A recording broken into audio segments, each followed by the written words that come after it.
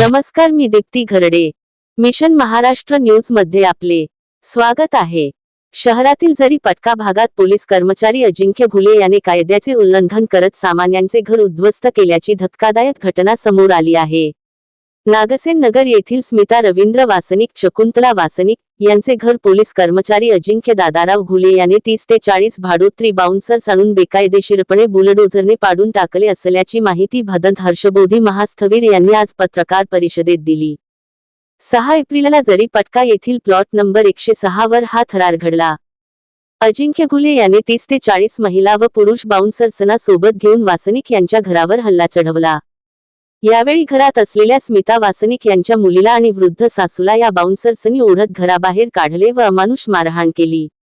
कोणतीही अधिकृत परवानगी किंवा नोटीस नसताना बुलडोझर फिरवून पूर्ण घर जमीनदोस्त करण्यात आले. या प्रकरणाची पोलीस आयुक्त यांनी सखोल चौकशी करून पीडित कुटुंबाला न्याय द्यावा, अन्यथा भिक्खू संघ रस्त्यावर उतरून आंदोलन करणार असा इशारा देखील भदंत हर्षबोधी यांनी दिला.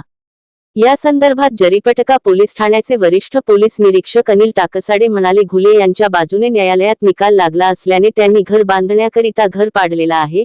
पोलीस आयुक्त यांच्या मार्गदर्शनात चौकशी सुरू आहे. जो दोषी राहील त्यांच्यावर योग्य कारवाई करण्यात येईल असे त्यांनी सांगितले. माझं नाव रवींद्र दशरथ वासनिक आहे. मी मागील 16 वर्षापासून प्लॉट नंबर 106 नागसेन नगर इथे माझ्या परिवारासोबत राहत आहे. मी 2011ला छाया दादाराव घुले यांच्याकडनं हा प्लॉट खरेदी केला होता. तेव्हा त्यांना मी 5 लाख रुपये एग्रीमेंटच्या वेळेस, करारनाम्याच्या वेळेस दिले होते. नंतर त्यांना आणखी पैशाची गरज भासल्यामुळे करारनाम्यानंतर 1 लाख रुपये घेतले. जेव्हा माझ्यासोबत करारनामा झाला 5/3/2011ला, तेव्हा त्यांनी मला या घराचा ताबा दिला. त्या स्वतः इथे आल्या. त्यांनी या घराच्या लॉक पडकं घर होतं, त्या वैशालीनगरला राहत होत्या. तेव्हा हे घर पडकं होतं. मला ताबा दिला. मी या घराची दुरुस्ती केली आणि तेव्हापासून मी इथे माझ्या कुटुंबासोबत, आईसोबत राहत आहे. मी त्यांना वारंवार विनंती केली की माझी रजिस्ट्री करून द्या आणि उर्वरित पैसे तुम्ही घेऊन द्या. परंतु त्यांनी मला खूप टाळाटाळ केल्यामुळे, करारनाम्याची तारीख संपत असल्यामुळे मी न्यायालयाची धाव घेतली. न्यायालयाचा निकाल हा 2025च्या नोव्हेंबर महिन्यात झाला. त्यात असं नमूद होतं त्या निकालामध्ये की छाया घुले मरण पावल्यात, त्यांचे पती मरण पावल्यात आणि त्यांनी त्यांच्या मुलाला आम्ही लिगली हे केलंय. त्यांना नोटीस पाठवले. ते अपीयर होतो त्यांचा मुलगा अजिंक्य दादाराव घुले. तेव्हा आम्ही त्या कोर्टात त्यांना असा कोर्टाने आदेश दिला अजिंक्य दादाराव घुले की यांचे 5 लाख रुपये, 1 लाख रुपये नाही पकडले, 5 लाख रुपये आणि त्यांचा व्याज 2025 पर्यंत व्याजासहित परत करा. परंतु आम्हाला, आणि त्यांना हे नाही म्हटलं ऑर्डरमध्ये की आम्हाला नाही म्हटलं की तुम्ही पोझिशन खाली करून द्या. म्हणून आम्हाला तो न्याय निवाडा मान्य नव्हता. म्हणून आम्ही वरच्या कोर्टामध्ये अपील केली. त्या अपीलमध्ये त्यांचे वकील अपील झाले 3 तारखामध्ये आणि 6 तारखेला मी, माझी पत्नी आम्ही कोर्टात ह्याच घराच्या संबंधाने उपस्थित असताना माझी मुलगी, माझी आई घरी होती. 1:30 ते 2च्या सुमारास माझ्या मुलीचा मला फोन आला की पप्पाजी आपल्या घरात लोक घसत आहेत, खूप लोक आलेत आहेत ना, घराच्या बाहेर काढत आहेत. तेव्हा तिच्या फोनही हिसकावत होते ते लोक. तेव्हा माझ्या मुलीने म्हटलं पप्पाजी तुम्ही लवकर या, मम्मी लवकर या. आम्ही घरी पोहोचलो.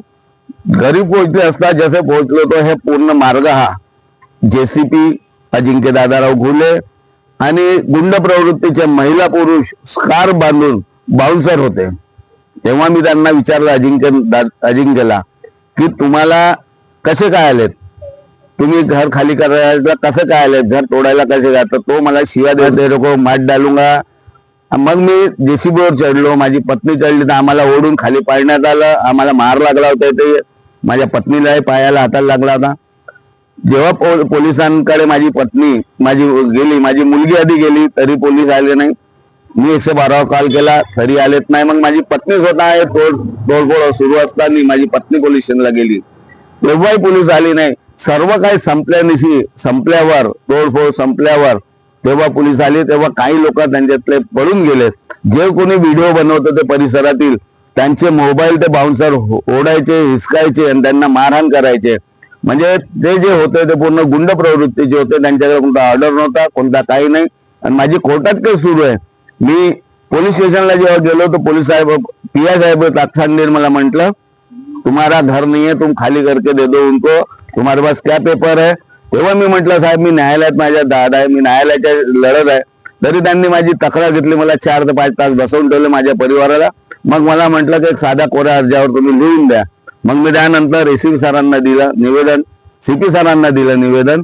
सीपी सरांनी आमच्या निवेदन बघितलं आणि त्यांनी म्हटलं मी बघतो काय करायचं, आश्वासन दिलंय. परंतु आजपर्यंत अजिंक्य दादाराव घुले व त्याचे जे गुंड प्रवृत्ती महिला पुरुष बाउन्सर होते त्यांच्यावर आतापर्यंत कोणतीही एफआयआर झाली नाही. उलट मला काल पोलीस स्टेशनला बोलावण्यात आलं आणि मला म्हटलं तुम्हारे पेपर क्या है, तुम पेपर बताओ, घर उसका है. म्हणजे हा पोलीस प्रशासन माझ्यावर दबाव घालत आहे. अजिंक्य दादाराव घुले हा पोलीस आयुक्तामध्ये कर्मचारी असल्याने मला असं वाटते की साठगाठ कुठेतरी आहे, म्हणून हा माझ्यावर अन्याय. आज माझ्या घराला तोडून 6 तारखेपासून 11 दिवस झालेत, परंतु आतापर्यंत ते एफआयआर दर्ज झालेली नाही. त्याच्या कोणत्याही गुन्ह्यावर एफआयआर दर्ज झाली नाही. त्यांनी बुलडोजरही सोडून दिलं. म्हणून मी आपल्या माध्यमातून विनंती करतो की अजिंक्य दादाराव घुलेवर आणि मी आपल्या माध्यमातून हे सांगणं इच्छितो की त्याच्यावर एफआयआर दर्ज व्हायला हवी, त्याच्यावर कारवाई व्हायला हवी, हीच माझी पोलीस स्टेशनला विनंती है. शकुंतला उर्फ स्मिता रविंद्र वासनिक, इनका जो घर था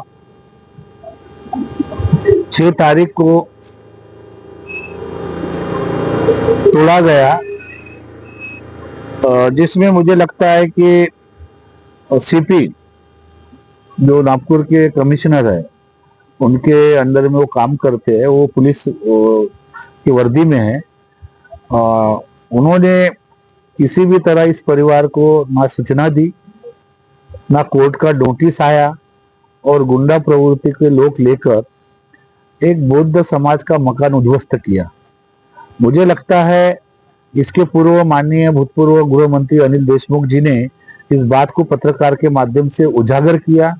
ये देवेंद्र फडणवीस तक बात जाने के लिए, लोगों को बीच में जाने के लिए, फिर भी इस पुलिस प्रशासन ने कोई कार्रवाई नहीं की. मुझे लगता है कमिश्नर साहब को ये सोचना चाहिए, और उन्हीं के अंडर में काम करने वाला एक वर्दीधारी इस तरह सा कृत्य करता है तो मुझे लगता है ये संविधान के विरोध में काम है. आज ये बौद्ध परिवार कहाँ जाएगा? बौद्ध परिवार उद्ध्वस्त हो गया है. एक तरफ पुलिस प्रशासन उनको बार बार टार्चर कर रहा है, उनको न्याय नहीं दे रहा है, दूसरी तरफ उनको बुलाकर कागज बन रहे. जिन लोगों ने गिराया, जिन लोगों ने जेसीपी लाई, उसको अरेस्ट करके, जिन बाउंसर को अरेस्ट करके उनको एफआईआर करके कानून के हवाले करना चाहिए था. ऑलरेडी ये मामला कोर्ट में है. कोर्ट के आदेश के अनुसार 18/3/2025 को कोर्ट का ऑर्डर है, मैं आपके सामने दिखा रहा हूं कि वहां पर उनको कोर्ट ने दिया कि भाई इनके पैसे है व्याज सहित, आप उनको वापस कर दो. और वासनिक परिवार को किसी भी तरह से कोर्ट ने नहीं बोला कि ये घर खाली करो, और ये अपने न्याय के लिए अपील कर रहे हैं. इस बीच में उसके पास कोई कोर्ट का आदेश नहीं है, कोई कोर्ट का नोटिस नहीं है, फिर भी उन्होंने एक बौद्ध परिवार को उद्ध्वस्त करने के लिए प्लानिंग की. और पूरे प्लानिंग के तहत वो आए. दोपहर में ये बस्ती में बल मजूर करने वाले लोग हैं, उसके पिताजी भी उस दिन कोर्ट में गए थे, और महिला को, लेडीज को पकड़ के इस तरह का वातावरण किया. महिला बाउंसर थे, वो लोग क्या करेंगे? जब पुलिस स्टेशन में ये लोग गए तो एफआईआर नहीं कर रहे, एफआईआर पुलिस कर नहीं रहे. तो मुझे लगता है प्रशासन के द्वारा वो कहीं ना कहीं साठगांठ हुई है. और मुझे लगता है जो अजिंक्य, क्या नाम है उसका, दादाराव घुले, एक पुलिस कर्मचारी होने के नाते इसको इतना कैसे पावर आया? मैंने उसका वीडियो भी देखा है, उन्होंने जाहिर किया, वो अपने आप को कह रहा है कि मैं बाबा साहब के सिद्धांत पर चलता हूं, ये लोग क्या करेंगे. हम अभी पुलिस प्रशासन को मैं एक जवाबदार व्यक्ति, नेशनल प्रेसिडेंट होने के नाते, कमिश्नर हो या पुलिस प्रशासन है, उनको हम निवेदन कर रहे हैं कि 4 दिन के अंदर अगर अजय राणे को, उनके लाने वाले गुंडे को, बाउंसर को और जेसीबी को अंदर नहीं किया तो नागपुर में बहुत बड़ा भिक्खू संघ रास्ते पर उतरेगा। इसके जवाबदार प्रशासन होगा, पुलिस कमिश्नर होंगे, जरीपटका पुलिस स्टेशन भी जवाबदार होगा, क्योंकि संविधान में लिखा है ना, आप गवर्नमेंट सर्वेंट है, आप न्याय दे दो ना, आप एफआईआर क्यों नहीं कर रहे, उनको बुलाकर टार्चर क्यों कर रहे? अगर ये न्यायिक मामला है तो न्याय के तरफ से अगर मान के चलो, अगर वो जितने भी नोटिस भी आता तो खाली करने के लिए तैयार है, लेकिन आप उनकी मानसिक स्थिति, उनके हरासमेंट कर रहे हैं, उसके स्वाभिमान को, उसके मानव अधिकार को हरासमेंट कर रहे हैं, ये आपको किसने अधिकार दिया? इसलिए मैं इस बात का निश्चित करता हूं और कमिश्नर जो है उनको भी आह्वान करता हूं कि जल्दी से जल्द आपके माध्यम से पुलिस स्टेशन जो भी है, आप कमिश्नर है नागपुर के, आप आदेश कीजिए, जांच कीजिए, कमेटी बनाई है, या तो इन लोगों को बिठाए, उनको बिठाए और आमने सामने करके उनको न्याय देने का प्रयास कीजिए, नहीं तो बौद्ध समाज रास्ते पर उतरेगा। और मैं चाहूंगा कि अजिंक्य जो दादा भूले है, उनको, उनके ऊपर अट्रॉसिटी का याद गुना दायर हो सकता है, लेकिन ये पुलिस प्रशासन मुझे लगता है कमिश्नर के दबाव में कुछ कर नहीं रही है। आज 6 तारीख है, आज की कितनी तारीख है? 17 तारीख, यानी 11 दिन हुए। 11 दिन में उनको अरेस्ट नहीं कर रहे, 11 दिन में वो बाउंसर आए उसको अरेस्ट नहीं कर रहे, महिला को बाहर लगाया गया, लेडीज को कोई पंचनामा नहीं हुआ है, अगर लगा कि नहीं लगा, डॉक्टर ये करते, मेडिकल करते, वो नहीं हुआ है। तो मुझे लगता है कहीं ना कहीं एक शासन का और प्रशासन का, पुलिस प्रशासन का, ये पुलिस स्टेशन पर, जरीपटका पुलिस स्टेशन पर कर्मचारी पर दबाव है, इस हेतु वो काम नहीं कर रहे। लेकिन हम उनको कह रहे हैं कि अभी भी वक्त नहीं है, हम बाबा साहब के संविधान को मानने वाले लोग हैं, हम आह्वान करते कि बहुत जल्द इनके ऊपर कानून एफआईआर होना चाहिए और अजिंक्य जो है बुले, उनके ऊपर एट्रॉसिटी का गुना दाखिल होना चाहिए और जिन लोगों ने ये उद्ध्वस्त किया, वीडियो कैमरे है, फोटो के साथ है, उन लोगों को पकड़ के उनको कानूनी कार्रवाई करनी चाहिए, हमारी डिमांड है। नागसेन नगरला जे एक घर आहे त्या घराचा वाद दिवाणी कोर्टात चालू होता घुले आणि वासनिक यांच्यामध्ये।